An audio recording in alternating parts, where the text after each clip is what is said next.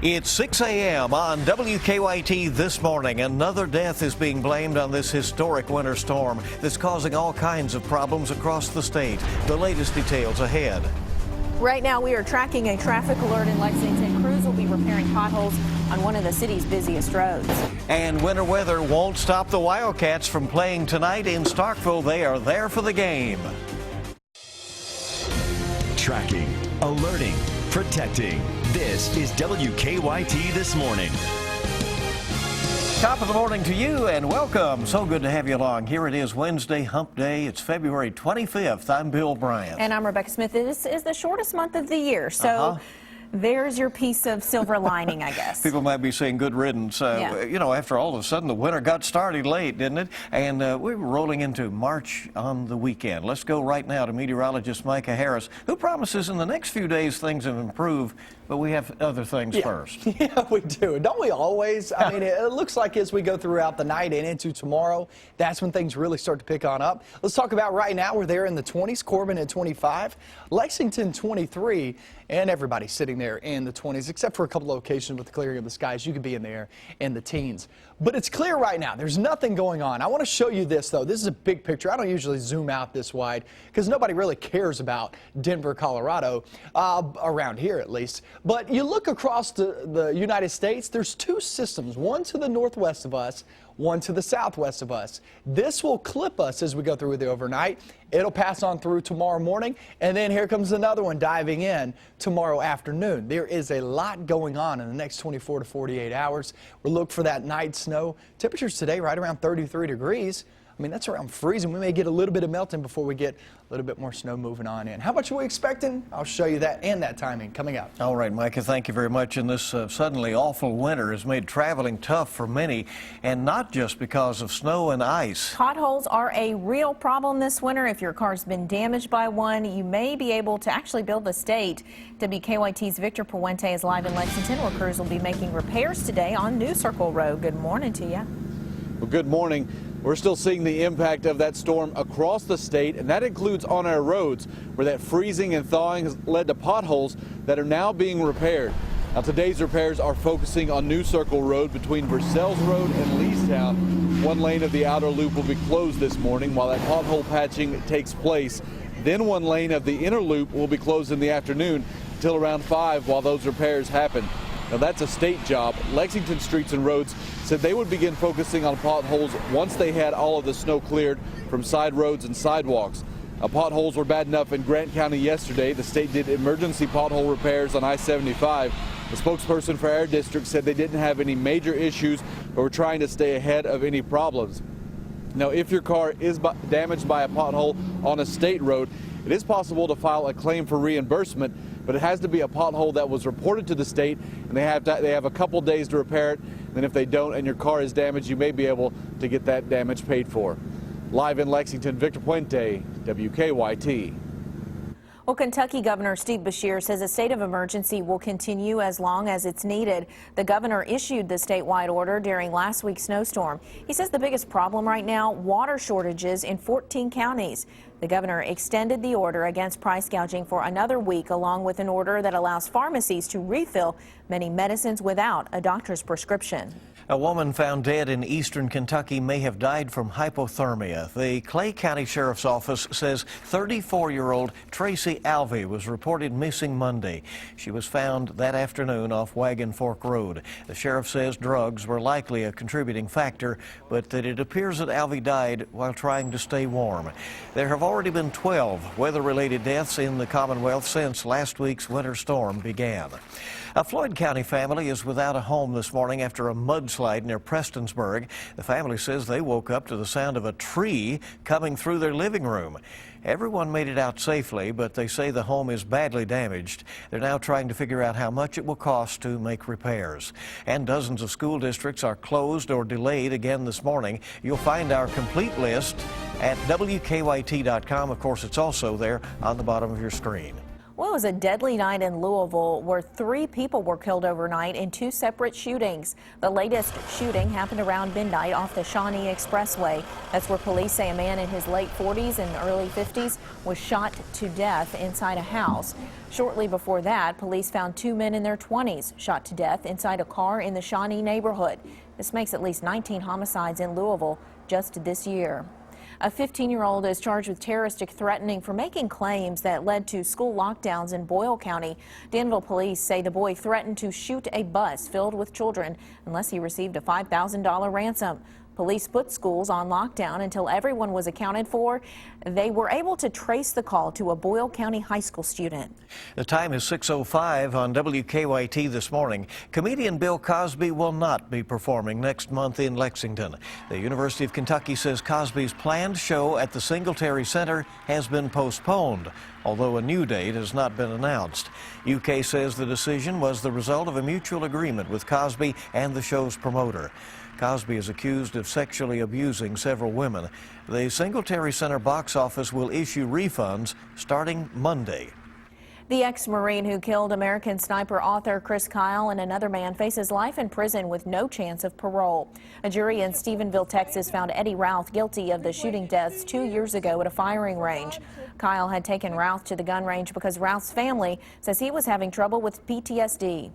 Southwest Airlines has grounded 128 of its planes after failing to inspect backup hydraulic systems that are used to control the rudder if the main system fails.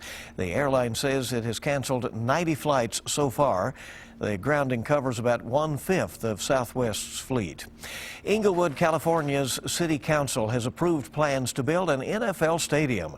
That vote puts the $2 billion plan on a fast track, allowing the city to avoid a public vote and a long environmental review. The project now depends on the partnership that's trying to build the stadium and on the NFL, which has emphasized that any decision to return to the Los Angeles area ultimately lies with the league. But it's an emotional issue out there in the city of Angels. They'd like to have an NFL team back. Well, Mississippi State University is closed today because of the impending weather, but MSU says tonight's game against Kentucky will be played. That's because the Wildcats are already in Starkville, where they're looking to improve to 28-0. WKYT's Brian Milam is here with a preview of tonight's matchup. Tonight, the Kentucky Wildcats will try to set the school record for consecutive wins. They go for win number 28 in a row at Mississippi State. So far for Kentucky, it's been a great ride. How have they done it? Well, a lot of ways, but the Harrison twins break down the success of having confidence and bringing energy. You guys got to come to every game with energy, really, and if you bring the energy, I think everything else takes care of itself. So if you have that, I think that's the biggest thing. Just having confidence, really, when you have people that's been there before. So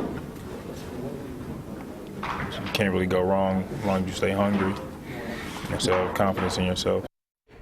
UK fans certainly have been enjoying the development of Karl Anthony Towns. He came into Kentucky with sky-high expectations, and since the end of January, Towns' game has really improved at the offensive end. He has climbed the mock draft lists and all the way up to number 2 in some lists. Saturday night against Auburn, he had 19 points, 10 rebounds, and 4 blocks. I sat him down at the end. I said, you're making strides. Now, he had an offensive push-off because he didn't want to sit down. You have to understand, he's physically not near what he's going to be like in 2 or 3 years. He is an 18-year-old body physically. So there are times he tries to do everything up here, which leads to offensive fouls. There were a couple defensive breakdowns he had. But the reality of it is he's starting to be the best version of himself, but all of them are. The Cats play tonight at Mississippi State. It's a 7 o'clock tip, and you'll see it on the SEC Network. We'll have the highlights coming up later tonight. Back to you. Now, your zone-by-zone forecast with meteorologist Micah Harris and First Alert Defender. Well, we're looking outside at the moment. There we are on First Alert Defender live radar, sitting there with a good clean sweep. Now, as we look back toward the south and southwest, that's a big system that we're going to be watching very closely, because as of right now, this thing scoots eastbound, and it really rides right along the Gulf states. And once that happens, it'll really stream some moisture northbound and give us some snow to deal with again. Now, here we go with temperatures sitting there in the 20s. We even have an 18-degree reading there in Pulaski. Tracy County. Waynesburg holding on there in Lincoln County to around 20 degrees. Now, as we head into the afternoon, right around freezing. Hey, I'm pretty excited about that. I'm not going to lie to you. There we are around freezing. We will take that. Even some just above freezing. And that will really start to knock out some of those snow totals just in time, yeah, to see some more snow later on tonight. I think the first flakes move in the southern zones probably around midnight, maybe an hour or two before. Just know it's around that time as we are headed to bed. Some of us already asleep, but it's going to be overnight. The best chance at accumulation is going to be the far south and southeastern zones. We might even have to change these totals right here and knock them down just a bit. Probably 1 to 3 inches is probably a better call now, because right as I came on, I was just looking at the new weather data, and it's coming in tracking a little bit farther south, which means that'll take this line a little bit farther south too. So you get the drift. The farther south this thing goes, the better likelihood of taking that along with it. We just don't want it to stream northbound, but that's the best chance. Look, the best chance of a few inches of snow, just know this. Southeastern portion of our viewing area in the highest elevations. North of that, you're talking a coating, maybe 2-inch mark here and there, but a coating to 1 inch is probably the best deal. So you can see it's not a high impact system, but it does cover a large portion of the south and southeastern zones. There's your 7-day forecast. We go from 33 today, 23 for tomorrow, and then toward the afternoon we get another clipper system that's going to be rolling through. Won't have much moisture along with it, so I don't expect much out of that. I think your best snow really comes overnight and into tomorrow morning. Look at Friday, 17 degrees. But I have promised you guys there is light at the end of the tunnel, and it had to come sooner or later. It was inevitable, and there you are, 38 on Sunday, 40 on Monday. And Rebecca, 48. We talked about this earlier, how it's 48 now, and I just didn't want to go gung-ho on this, but some of these weather models are putting out 50 and 60 degrees. I know you don't want to give us false hope, but you know, it's give us false hope, please. Yeah, please. Actually, now that I think about it, give us some. All right. Each morning we bring you weather and traffic together. Here now is Officer Don with a look at what is happening on the roads. Good morning to you, Don. Good morning, gang. Inbound Richmond Road at Man o' War. There is a stalled car in the right lane just past the intersection. Could have an impact for you in the next few minutes. And then on the inner loop of the circle past Nicholasville Road, that appears to be some debris in the roadway that's blocking part of the right lane. Let's get a look outside right now, and we'll show you what's happening as you get ready to head out the door for work or school this morning. I-75-64, the northern split, looking good. The exit ramps off the interstate are checking out okay too as well. On our Waze map, there's nothing significant at the moment as we get a wide view of the circle and Man o' War. Even inbound Versailles Road from Woodford County, traffic is steady past the airport. Now back to you in the studio. All right, Don, thank you so much. And Officer Don and Deanne are out there on 98.1 The Bull. You can listen in, have some fun with them as you ride along. And it's good to have you along with us on WKYT this morning. And we have a whole lot more news for you on this Wednesday. Beer giant Anheuser-Busch Delta setback, why local breweries are raising a toast to Kentucky lawmakers ahead.